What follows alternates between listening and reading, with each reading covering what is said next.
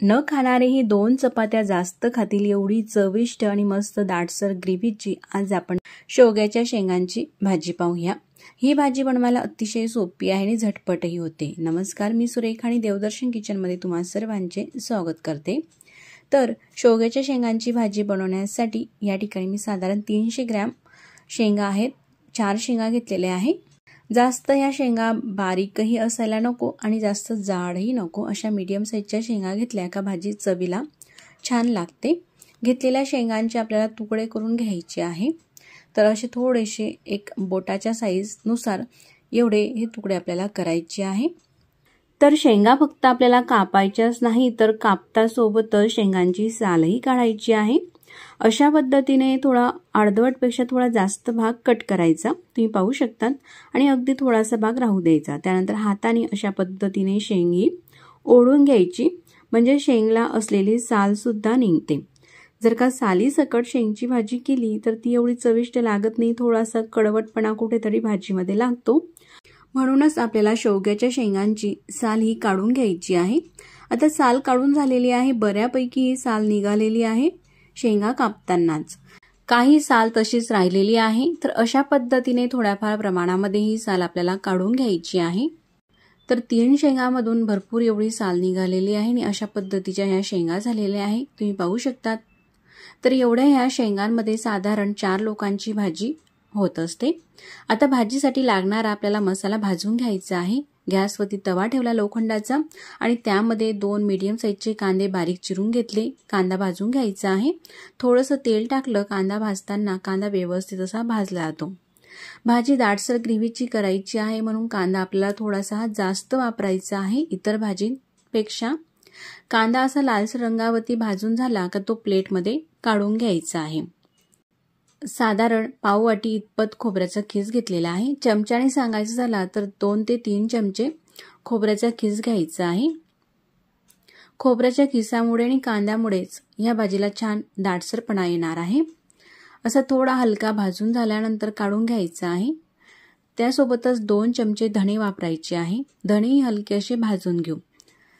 जर का धना पावडर वापरत असाल तर 1 चमचा तुम्ही पावडर वापरू शकतात। तर मैत्रिणींनो, या भाजीसाठी मी सुकं खोबरंच घेतलेलं आहे।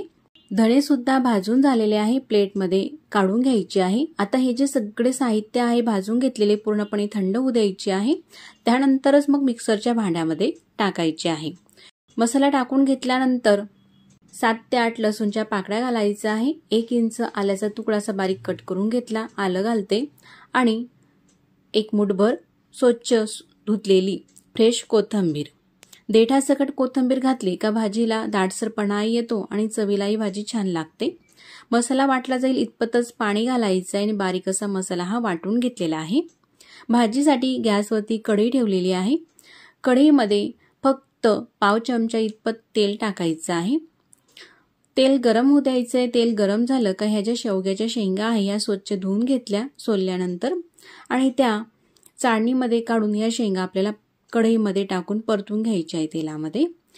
शेंगा परतत असतानाच त्यामध्ये पाव चमचा हळद आणि पाव चमचा मीठ, म्हणजे चवीनुसार मीठ टाकायचं आहे, आणि शेंगा परतून घ्यायच्या आहे 1 ते 1.5 मिनिटापर्यंत, गॅसची फ्लेम कमी ते मीडियम ठेवून। शेंगा अशा परतून घेतल्या तर मैत्रिणींनो भाजी चवीला छान लागते।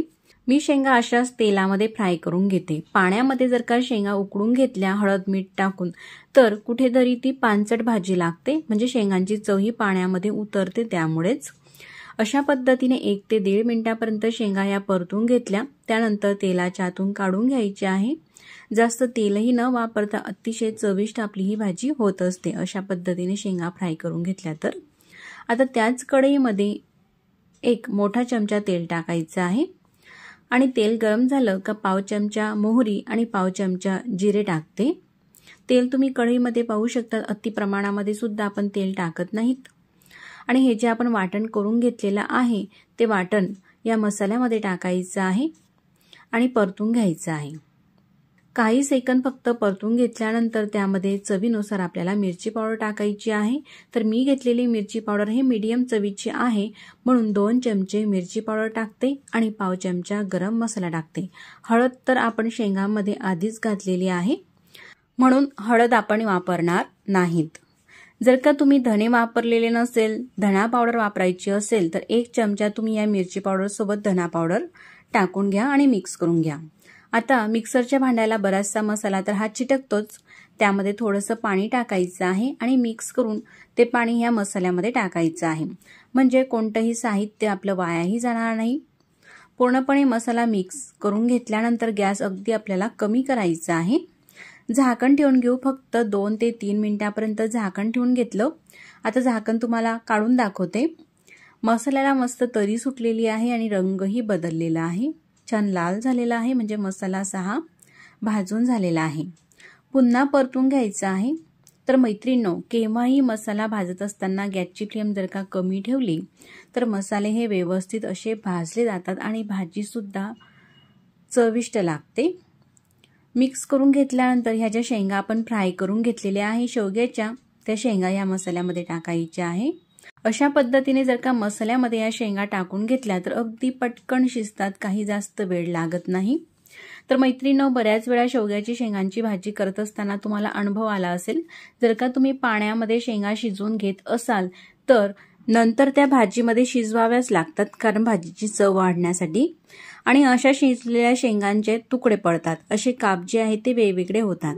पण ह्या शेंगा जर का तुम्ही अशा पद्धतीने फ्राय करून घेतल्या तर शेंगा जशाच्या तशाच राहतात, अजिबात शेंगांचे तुकडेही होत नाही। थोडंसं पाणी टाकायचं आहे। पाणी वापरताना गरमच पाण्याचा वापर करायचा आहे, म्हणजे भाजी चवीलाही छान लागते आणि पटकनही होते। तर झाकण ठेवायचं आहे। पुन्हा गॅस आपल्याला कमीच ठेवायचा आहे।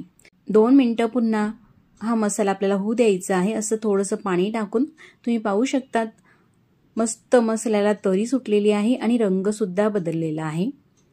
आता मी तुम्हाला ही जी शेंग आहे ती दाबून सुद्धा दाखवते, अशी मस्त ही शिजलेली आहे, जास्त वेळही लागलेला नाही।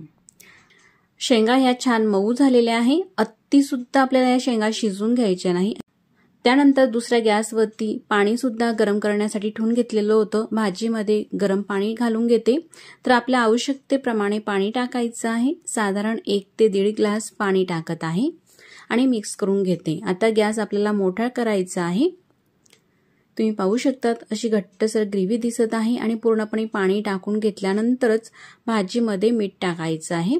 मीठ आपण आधी सुद्धा टाकलेलं आहे, तर त्याच बेताने मीठ टाकायचं आहे। मस्त अशी उकळी येऊ द्यायची आहे भाजीला आणि अशी खळखळून काही सेकंद उकळी आल्यानंतर पुन्हा गॅस आपल्याला कमी ठेवायचा आहे आणि कमी गॅसवरती 1 ते 2 मिनिटांपर्यंत राहू द्यायची आहे। अशीच भाजी, म्हणजे भाजीला तरी छान येते। तुम्ही पाहू शकता आता गॅस मी कमी करून घेतलेला आहे, कमी गॅसवरती ही भाजी शिजत आहे। आता भाजीचा तुम्ही रंगही पाहू शकतात, भाजीला छान तरीही आलेली आहे आणि रंगही मस्त दिसत आहे। ग्रेव्ही सुद्धा छान घट्टसर झालेली आहे।